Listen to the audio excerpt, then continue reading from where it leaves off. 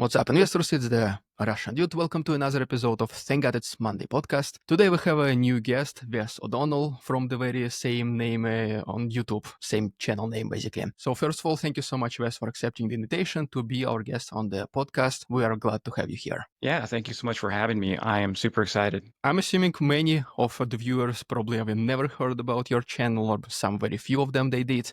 For this reason, as traditionally goes on this podcast, can you please introduce yourself, tell us what you do on YouTube, and a little bit of background, whatever you don't mind sharing. Sure. Yeah, so my name is Wes. I served in two branches of the U.S. military. I served in the Army Infantry and then switched over to the Air Force, which was a lot better. It was a much more relaxing lifestyle over in the Air Force.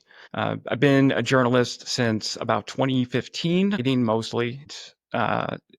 After the full-scale Russian invasion of Ukraine in 2022 is really when I went out on my own and started building an audience on Medium and Substack and now YouTube.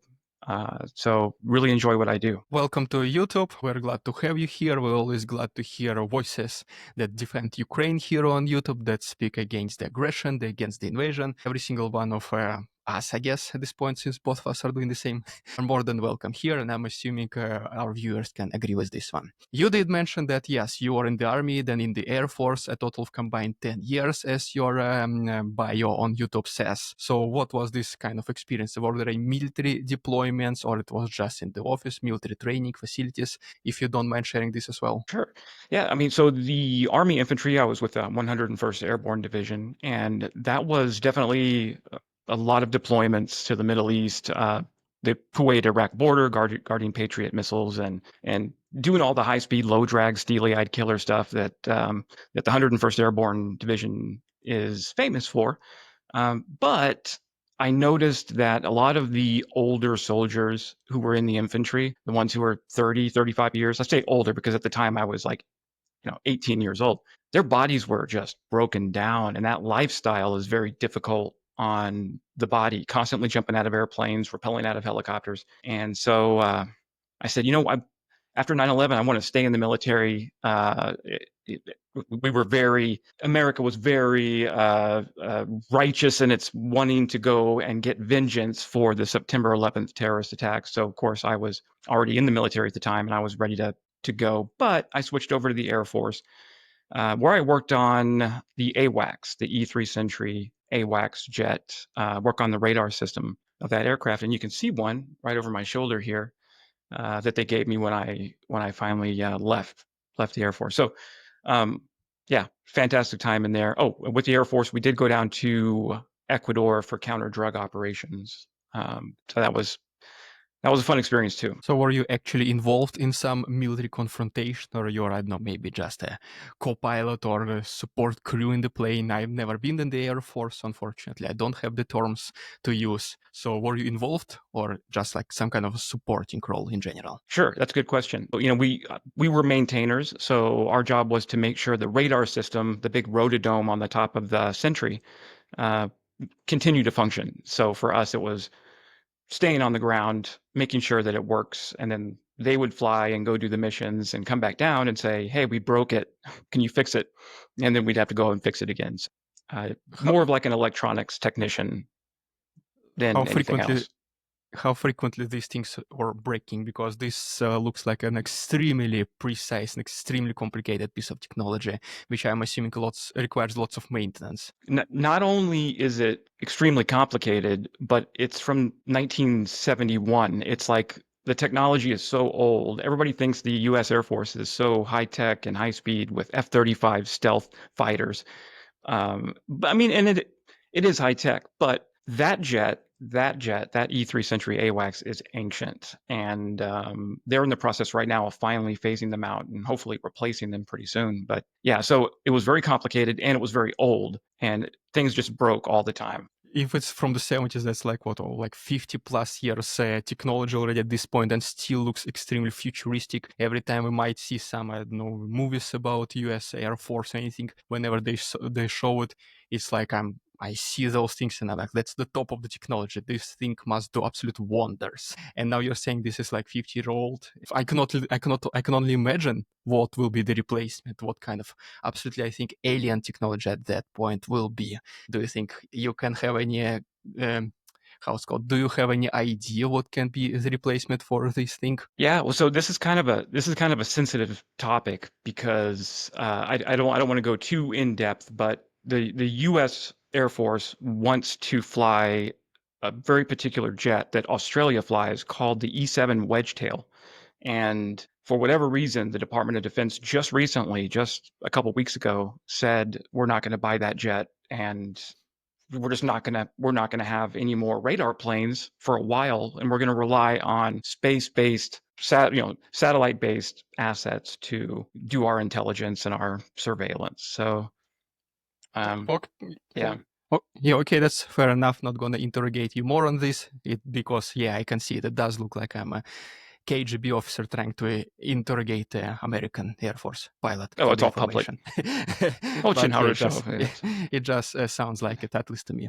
So yeah, let's then, I guess, briefly then switch our attention now to Russia and Ukraine, and we're going to be more focused on the Air Force, since this is your field of expertise. So several years ago, a huge news every single time media was talking about F-16s going to Ukraine. This was like the biggest topics. People were excited for them. There was so many delays. They were not being delivered on time. Then they finally got delivered. And when it happened, like the media kind of silenced about it. Like they're not writing about F-16s that much anymore. So like, was this overhype maybe? And how useful you think those F-16s were in the past, or are they still useful for Ukraine? Because yeah, the media doesn't write about them that much anymore. No, that's a great question too. I think that the way that the U.S. military and NATO in general uh, procures equipment to send to Ukraine, it does it one of a few different ways. It can pull them off of our own shelves or take them out of our own hangars and send them directly over there, or it can have Ukraine pay for them themselves and procure them from other NATO allies. But with the F-16s in particular, that was announced years ago. I think now late 2023 is when it was first announced, and it took so long for Ukraine to get their hands on their first F-16 that the way the media works, there were so many like announcements and false starts, and people were writing about it. And then I guess they lost interest because of this long procurement cycle until they finally arrived. Um, and I think the F-16, I think the Viper is better than anything that the Russian Federation is currently flying. And the reason I say that is just because uh, is that even our older blocks of F-16s are an order of magnitude more upgraded when it comes to things like radar, and it comes to things like the types of weapon systems we can put on there, than the incremental upgrades that Russia has made to their MiGs and Sukhois. So yeah, my very first video on YouTube was a video about the F-16 and how Ukraine could use it to stop these glide bombs, these cabs and these Russian glide bombs coming across the border, because that F-16 gives them the ability to push back the danger zone for Russian bombers who are lobbing these glide bombs over the border.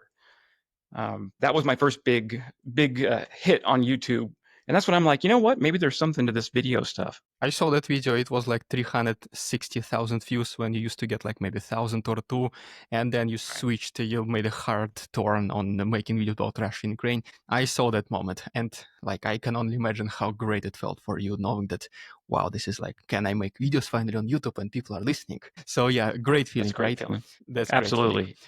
So Yeah. then, speaking a little bit more about then F-16s, do you think that this long delivery, was it reasonable that it took so long, or it was just maybe media that overhyped, that was rushing things? F-16s are right around the corner, just gonna take maybe a couple more weeks, and just pretty much setting high expectations that's gonna happen fast. Or was the delivery how long it took? This is how long it was supposed to take based on that paperwork, legal requirements, training pilots, and everything. Yeah. I mean, I I agree with you. I believe it was overhyped in the media. There are a lot of counter arguments to say that once the F-16 arrives in Ukraine, it's not going to be a magic game changer like overnight. It's not going to immediately grant Ukraine air superiority. Mostly because they're so limited in numbers. Even the ones they're getting from non-U.S. NATO allies are just limited. And in fact, Ukraine has lost now, I believe, three F-16s in the process of them trying to shoot down Shahed drones, these waves of Shaheds uh, coming across the border. I think there's an argument to be made for not using a supersonic jet like the F-16 to try to shoot down a flying lawnmower. I think there's an argument there. Maybe we need to be sending Ukraine the A-10 Thunderbolt, the Warthog, or even something propeller driven that can match the speed without going into a stall. Because if you're flying a supersonic jet and you're trying to slow down enough to hit a Shahed, you're right there at that stall speed where you're about to crash the plane. And I mean, I don't think we know the reasons why Ukraine has lost three F-16 so far, but I would suspect that that might be at least the reason for one or two of them. Whenever you mentioned that, yeah, F-16s have to slow down significantly to intercept these Shahed drones, pretty much some of them are stalling because of this, or become very easy targets to intercept, which, by the way, it's just common sense. Like, I don't know why I didn't think about it, but it just makes perfect sense. So maybe now, yeah, when you just think about it, if F-16s are at least this is what I heard from the news, if F-16s were primarily used to intercept Shahed drones, or one of their main goals was to do this, and then they just using so inefficient, they cannot fly too fast, they have to slow down significantly, become easy targets. It might even look like an overkill, maybe, to even send these planes in the first place if you're not planning to use them maybe as intended. Maybe some other planes were like Warthog, you said, could be a better alternatives. Propeller planes would be better alternatives. Yeah, it just like literally makes a lot of sense. So now, That if and you, yes.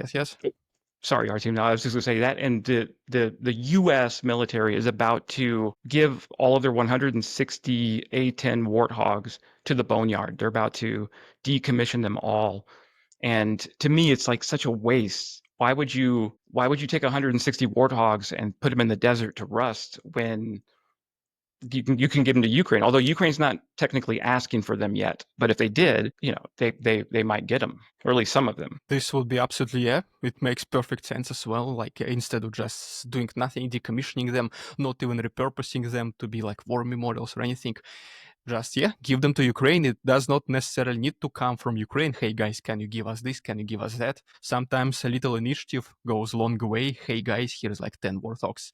Use them as you wish. We're going to decommission them anyway. So I think you're going to be using them in a better way. So yeah, maybe we should have some contacts in the Air Force or something, I guess. So yeah, For sure. speaking a little bit more about more recent. Now, Vance, I'm sure you heard about the third round of negotiations between Russia and Ukraine in Istanbul. As expected, nothing much was achieved except just the prisoner of war exchange, and that's pretty much literally it. So do you think these talks are then completely meaningless? Like, what's the point then of having them if nothing is achieved at all? I do, and well, so if you remember, back when Russia's Little Green Men invasion, 2014, in Crimea and the Donbas, there were truces or ceasefires on several occasions that Ukraine tried to prompt Russia to stop fighting in the Donetsk People's Republic and the Luhansk People's Republic. And each one of those, Russia broke the ceasefire every single time. And so I personally don't believe, and this is my opinion only, I don't believe you can negotiate with Russia under the current regime, under the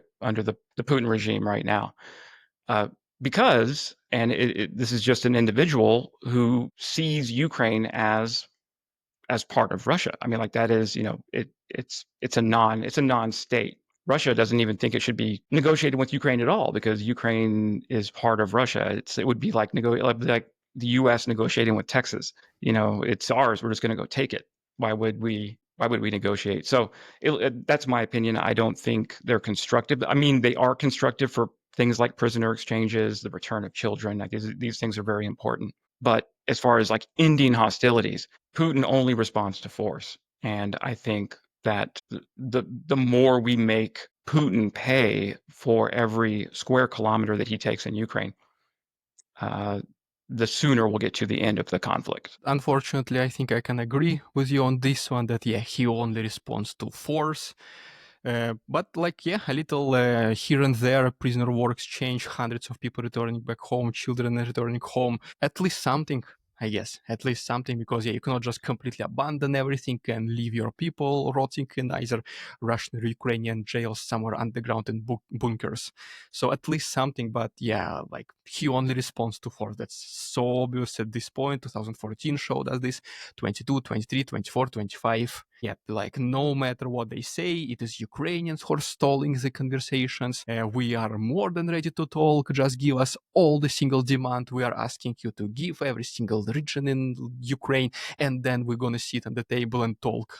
But yeah, that's it's just not feasible. It just doesn't make sense to talk at this case. This is gonna be just a monologue, not a conversation. So yeah. And that's why I say every time, Crimea is Ukraine, and I can't imagine unless Ukraine elects a leader at some point who is willing to give up that territory.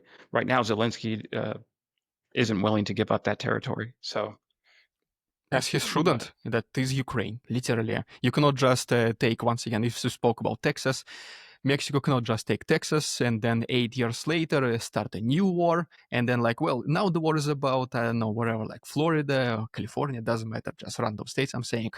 And everyone just quietly forgot about Texas. So, yeah, now Texas is a part of Mexico. No, it's been historically part of America. So, yeah, it just doesn't make sense this way. So yes, another one of your videos uploaded 9 months ago, 2014, was titled "How Ukraine Can Win War in 2025." I know it might be a little bit too optimistic for now. I'm not saying it's 0% chance that Ukraine is not winning in 2025. It might still happen. But I think we can all agree it's a little bit too optimistic as of right now. But still, 2026 or maybe later, Ukraine hopefully still wins in this war. How do you think this can happen? What needs to happen for Ukraine to actually win? yeah, that's a good question. I'm trying to remember back in that video, and there was an article that went along with that, I believe, on my Medium account or Substack. Yeah. So yeah, absolutely continuing to give Ukraine as many Western, and I say Western munitions, is important. Ukraine is struggling with sort of a mishmash. It must be like a logistics officer's nightmare, because there's 100 different types of armored personnel carriers and infantry fighting vehicles, and now Western jets mixed with Soviet era jets. But if you were to ask me now what I think the deciding factor is going to be in Ukraine's victory in 2026, 27 maybe, is Ukraine's willingness to adopt AI weapon systems. Now, of course, Russia is trying to do that as well, but they just are very limited to a strong degree with sanctions.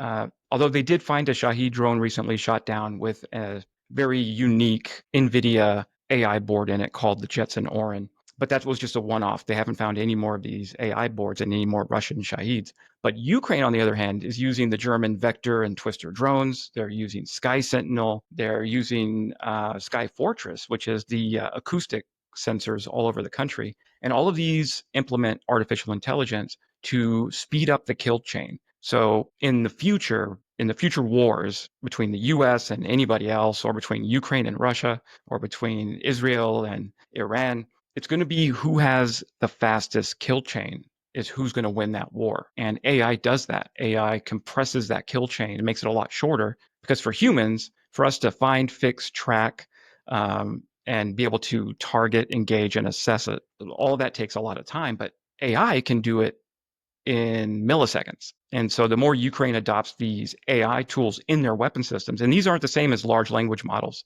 These are very narrow AI systems designed for one thing.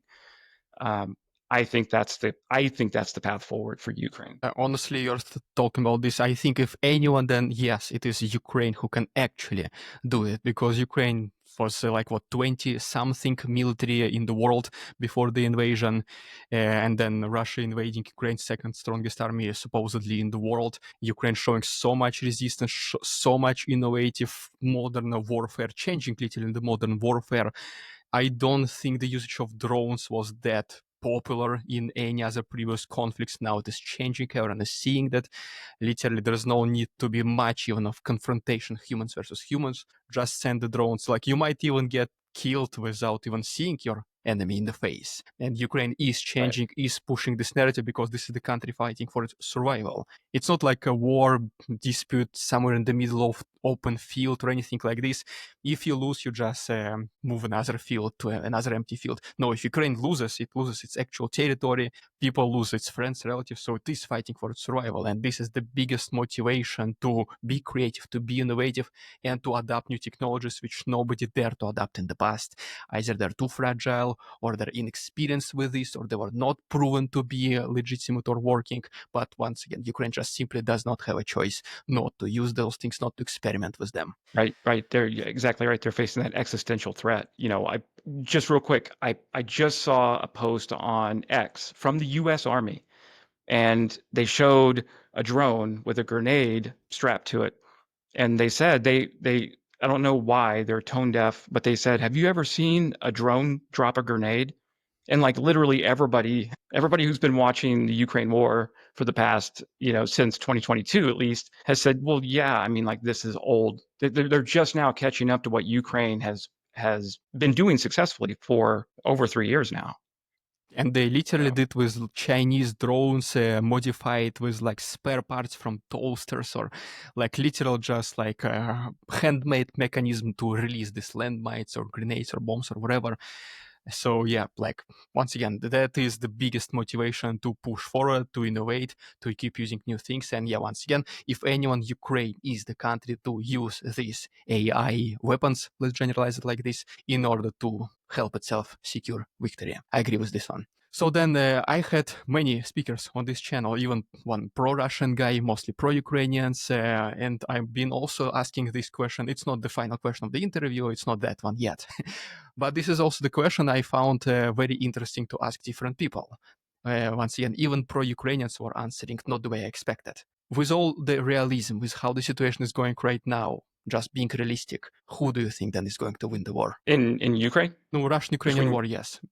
Russian-Ukrainian war. yeah, yeah, hmm, um, with Trump in charge of the United States, and I do not want to get too political, I don't think Ukraine's going to get the support from the United States that they once had. And so this question hinges on whether Europe steps up.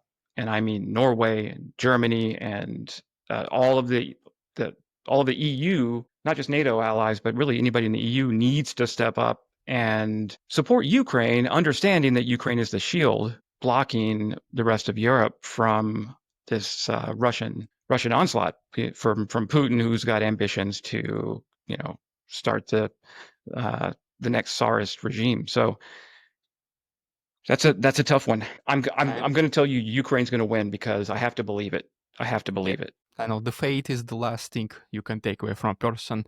So, do you think Ukraine can survive Trump's term? It's like what, 3 more years, 3.5 more years? Do you I think they do. can survive that long?